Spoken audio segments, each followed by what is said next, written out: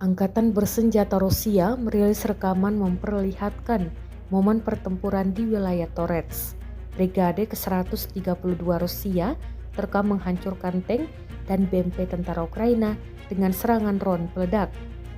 Rekaman detik-detik serangan diunggah di Telegram pada Selasa 4 Februari 2025. Dalam keterangan unggahan disebutkan inilah pertempuran untuk Torets. Pejuang dari Brigade ke-132 menghancurkan kendaraan lapis baja Ukraina dengan serangan tepat. Namun belum diketahui total kerugian di pihak militer Ukraina.